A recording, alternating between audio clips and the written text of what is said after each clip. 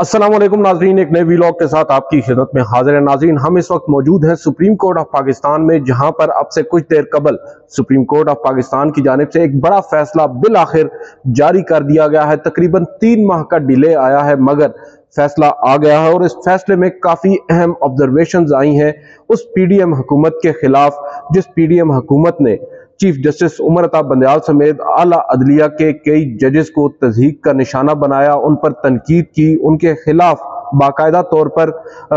आप कह सकते हैं कि एक कैंपेन चलाई गई। आज चीफ जस्टिस ने एक एक करके हर चीज का जवाब दिया है और इंटरेस्टिंगली चीफ जस्टिस ने आज पूरा एक आप कह सकते हैं कि पोस्टमार्टम कर दिया है। जो जजेस पर एतराज उठाया गया था ऑडियो लीक्स केस में, उस केस का एक पूरा मंजरनामा आज चीफ जस्टिस ने बयान किया है, वो आपके सामने पहले रख देते हैं। जो फैसला है, आपको मालूम है, आज चीफ जस्टिस ऑफ पाकिस्तान ने जो ऑडियो लीक्स इंक्वायरी कमीशन था उसको चैलेंज किया गया था मुख्तलिफ पिटिशनर्स की जानिब से, और अदालत ने जब उस कमीशन को काम करने से रोका तो हुकूमत ने, उस वक्त की हुकूमत ने चीफ जस्टिस समेत 2 सीनियर जजेस जस्टिस एजाजुल हसन और जस्टिस मुनीब अख्तर पर एतराजात उठा दिए और साथ ही एक दरख्वास्त दायर कर दी कि ये तीनों जजेस जो हैं बेंच से अलग हो जाएं। 5 रुकनी लार्जर बेंच था, जिनमें से 3 से ये दरख्वास्त की गई। चीफ जस्टिस की सरबराही में 5 रुकनी लार्जर बेंच ने उस दरख्वास्त पर दलाइल सुनने के बाद फैसला महफूज किया 6 जून को, जो आज जारी कर दिया गया है। कमरा अदालत में जस्टिस एजाजुल हसन ने आज फैसला पढ़कर सुनाया और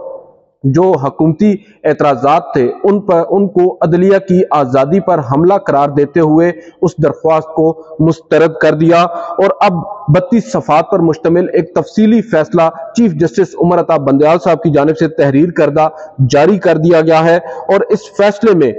ये कहा गया है कि ये जो हमारा फैसला है ये दरअसल उस बेंच के ऊपर जो हुकूमती एतराजात थे उससे मुतालिक है, और साथ ही वो ये कहते हैं कि हुकूमत की जजेस पर एतराजात की जो दरख्वास्त है हम मुस्तरद करते हैं। और फिर उन्होंने अब यहाँ पर जो एक पूरा मंजरनामा खींचा है ऑडियो लीक्स बेंच पर एतराजात का, वो बड़ा ही इंटरेस्टिंग है। इन्होंने यहाँ पर यह कहा कि बेंच से अलहदगी की दरख्वास्त का ताल्लुक 14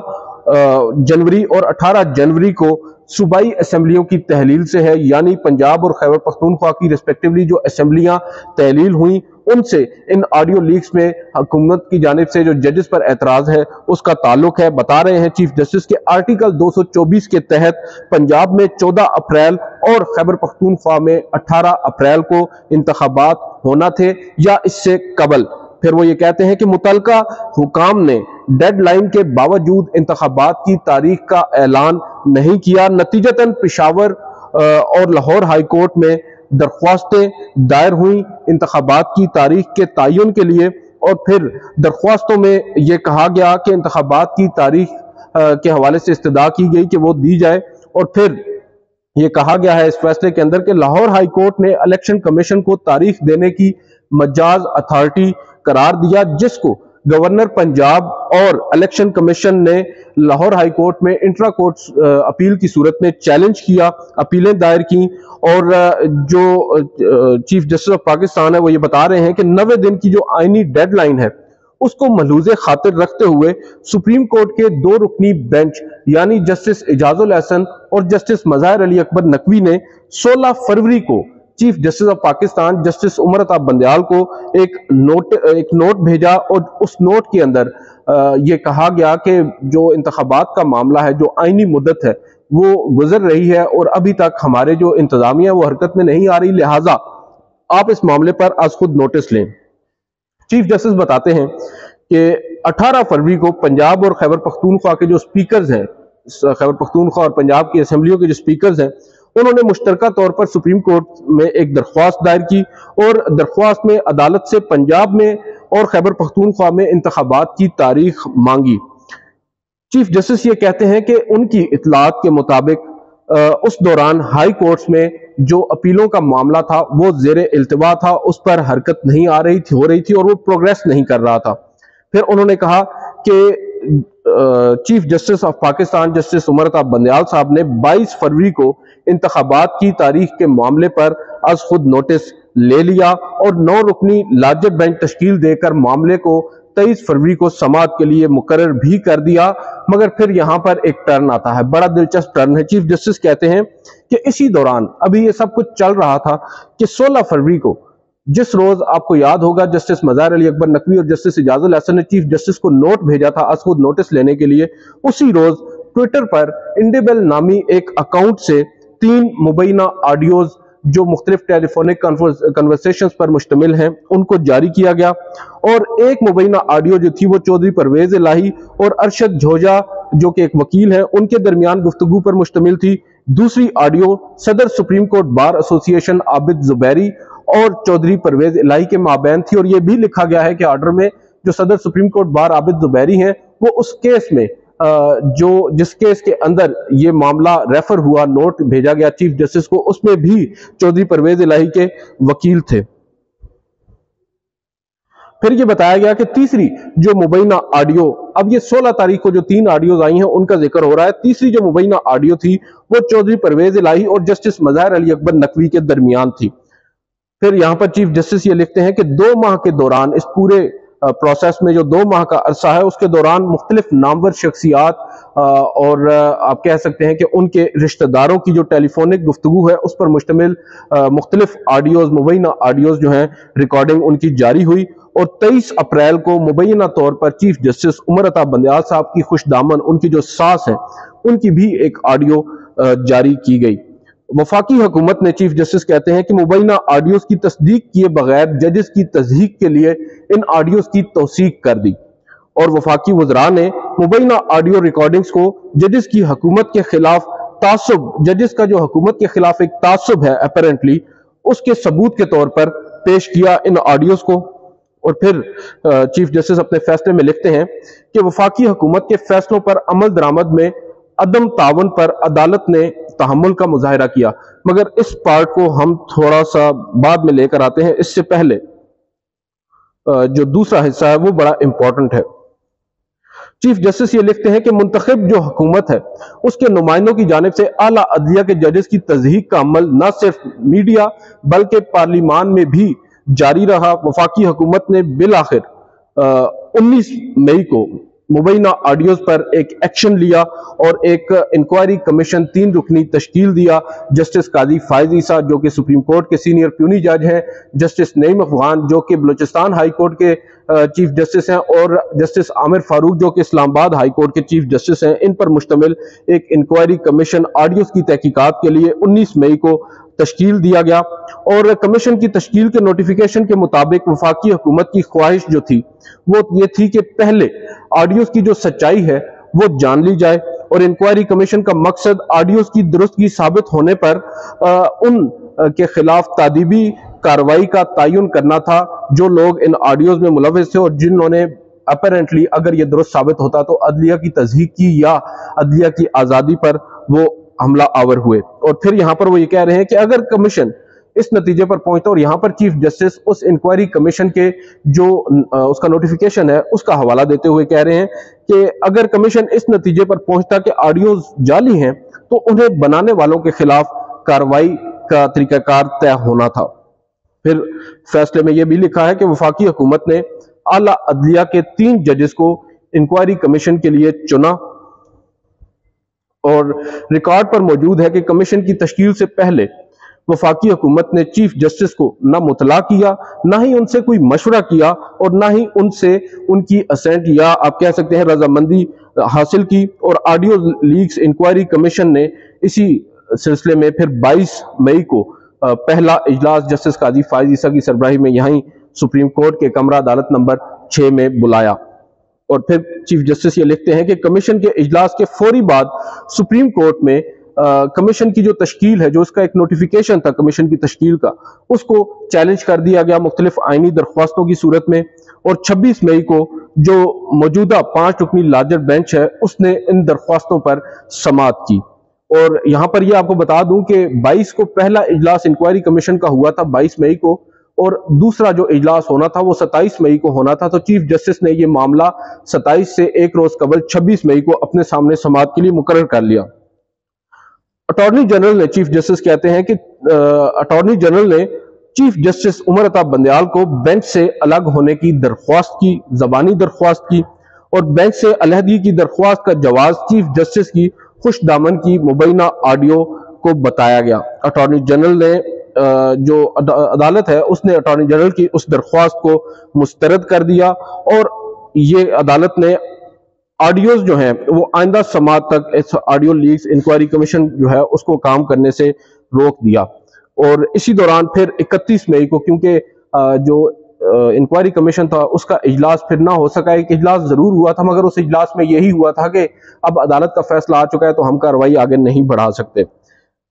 پھر 31 مئی کو اٹارنی جنرل نے، جب 31 مئی کو دوبارہ سماعت ہوئی تو اٹارنی جنرل نے ججز کے بینچ سے علیحدگی کے لیے ایک درخواست دائر کر دی، اور اس درخواست میں انہوں نے جسٹس اعجاز الاحسن اور جسٹس منیب اختر پر بھی اعتراض اٹھا دیا۔ پھر چیف جسٹس کہتے ہیں کہ اٹارنی جنرل نے حیران کن طور پر اس درخواست میں یا اس کیس کی سماعت کے دوران یہ کہا کہ وہ اس معاملے کو پریس نہیں کریں گے جو متعلق ہے جسٹس اعجاز الاحسن اور جسٹس منیب اختر سے، وہ صرف جو پریس کر رہے ہیں معاملہ وہ چیف جسٹس کی حد تک کر رہے ہیں۔ لہٰذا اب چیف جسٹس یہ کہتے ہیں کہ یہ جو ہمارا فیصلہ ہے یہ چیف جسٹس کی بینچ سے علیحدگی کی درخواست تک ہی محدود ہے، کیونکہ ان کی جو پریئر تھی اٹارنی جنرل کی اس درخواست کی جس میں وہ ججز سے علیحدگی کا کہہ رہے ہیں، اس کی جو پریئر آخر میں جس میں استدعا کی جاتی ہے اس میں صرف چیف جسٹس کا ذکر موجود تھا۔ لہٰذا عدالت نے دونوں فریقین کے دلائل سننے کے بعد اپنا جو فیصلہ ہے اس کو محفوظ کیا۔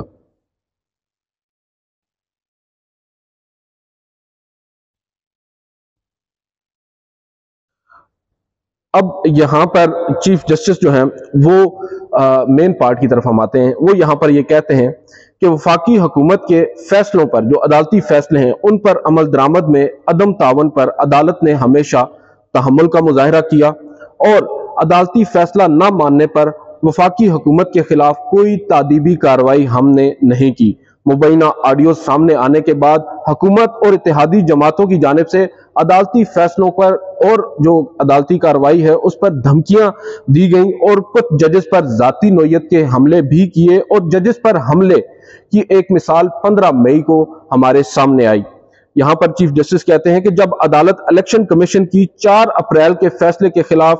نظر ثانی درخواست پر سماعت کر رہی تھی تو 4 اپریل کو سپریم کورٹ نے پنجاب میں 14 مئی کو انتخابات کرانے کا حکم دیا تھا۔ 15 مئی کو حکومت کی اتحادی جماعتوں نے سپریم کورٹ کے باہر ایک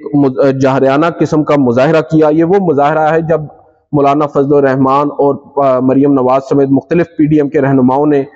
سپریم کورٹ کے مین دروازے کے سامنے اسٹیج لگا کر نعرے بازی کی تھی، اور چیف جسٹس عمر عطا بندیال صاحب کے حوالے سے کافی تلخ باتیں وہاں پر کی گئی تھیں۔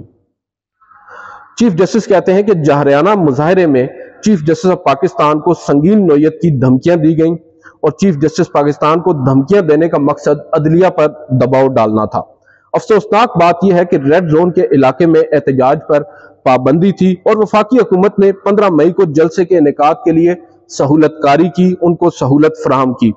حکومتی مشینری نے مظاہرین کو ریڈ زون میں داخل ہونے کے لیے سہولت فراہم کی، اور پھر سپریم کورٹ کے باہر احتجاجی مظاہرے کا مقصد عدلیہ پر ایک دباؤ ڈالنا تھا، اور وفاقی حکومت کی مدد سے پاور شو عدلیہ کی آزادی پر براہ راست ایک حملہ تھا۔ آئین کے آرٹیکل 19 کے تحت عوام کو اظہار رائے کی آزادی کا حق حاصل ہے، مگر اظہار رائے کی آزادی کا حق معقول انداز سے استعمال ہونا چاہیے۔ اب یہ وہ ایک تفصیلی فیصلہ ہے جو جسٹس عمر عطا بندیال صاحب نے اب سے کچھ دیر قبل جاری کیا ہے، اور اس تفصیلی فیصلے کے اندر کچھ اہم آبزرویشنز ہیں، اور اس کے اوپر تو ہم اب کافی ڈیٹیل میں آپ کو ہم بتا چکے ہیں۔ ابھی بھی کئی ایسے پوائنٹس ہیں جن کو ہم بھی نوٹ نہیں کر سکے۔ تقریباً 28 صفحات پر مشتمل یہ تفصیلی فیصلہ ہے۔ اب اس میں ایک مسئلہ ہے، فیصلہ تو آ چکا ہے، اور ہماری اطلاعات کے مطابق یہ فیصلہ جو عید گزری ہے اس عید سے بھی کچھ عرصہ پہلے لکھا جا چکا تھا، مگر اس میں اتنی تاخیر کیوں کی گئی، یہ اصل سوال ہے۔ اگر یہ فیصلہ اس وقت آ چکا ہوتا یا کم از کم عید سے پہلے آ چکا ہوتا، جب پی ڈی ایم اقتدار میں موجود تھی، اس وقت یہ فیصلہ آ چکا ہوتا تو شاید اس کے اثرات کچھ اور ہوتے۔ اب یہ ایک ایسی حکومت کے خلاف chief justice of Pakistan justice Umar Ata Bandial صاحب نے فیصلہ دیا ہے جو حکومت میں ہی نہیں ہے، جو اب گھر جا چکی ہے، ان کے خلاف ان آبزرویشنز کو ہم کس سینس میں لیں یہ تو ہمیں بھی سمجھ میں نہیں آ رہا، کیونکہ جو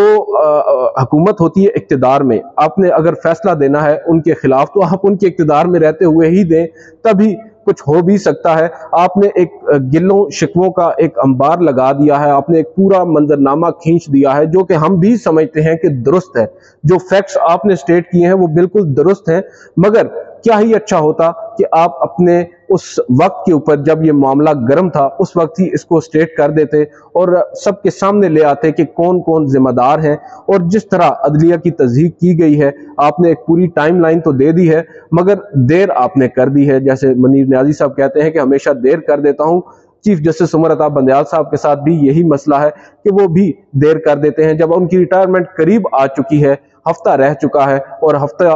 تقریباً اپنی ریٹائرمنٹ سے ایک ہفتہ قبل وہ اس طرح کا ایک فیصلہ دے رہے ہیں جس میں اب کچھ ہو نہیں سکتا۔ اگر یہی فیصلہ اس وقت آیا ہوتا تو شاید کچھ حکومت کو مشکل بھی ہوتی، اور جو آج حالات ہیں وہ ہو سکتا ہے تبدیل بھی ہو چکے ہوتے، اور یہ سب کچھ نہ ہو رہا ہوتا جو آج ہو رہا ہے۔ آج تو دھڑلے سے یہ کہا جا رہا ہے کہ 90 روز میں انتخابات کا انعقاد ممکن ہی نہیں ہے، اور کیا ہی اچھا ہوتا یہ فیصلہ اگر اس وقت آ چکا ہوتا، اور انتخابات میں جو تاخیر پر آپ نے آج ایک لمبی چوڑی تقریر کر چھوڑی ہے یہ اس وقت کرتے تو شاید جو وفاقی حکومت ہے یا مقتدر حلقے ہیں ان کو اس بات کا احساس ہوتا اور اس وقت وہ اس کا کوئی اور حل نکالتے اور انتخابات میں تاخیر مزید نہ ہوتی۔ بہرحال دیز آر دی ڈیٹیلز۔ آج کی اس ویڈیو سے اتنا ہی، اجازت دیجیے، اللہ حافظ۔